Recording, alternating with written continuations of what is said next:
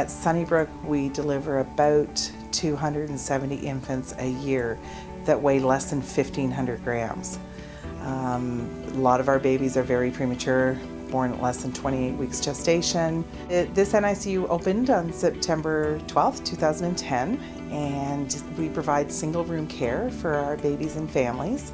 So every baby has their own bedroom and families can stay here.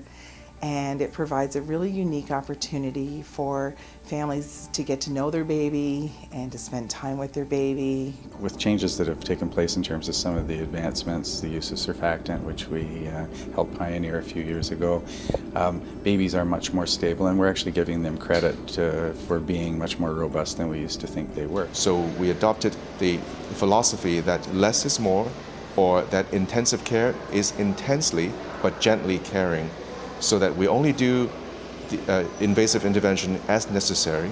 We're definitely doing less invasive procedures, realizing that we're inflicting pain and stress on the small babies.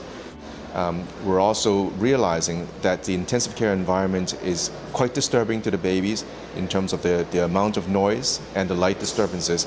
So by trying to be more quiet and reduce the noise level in the unit, and to avoid bright lighting, will also create a better environment for the babies to grow. Really need to create a milieu for them that promotes optimal development. These are growing, rapidly developing little beings that really need to be in a setting that allows them allows their brain to grow and develop and connect and do all the things that are necessary for them to become, fully functional children and adults.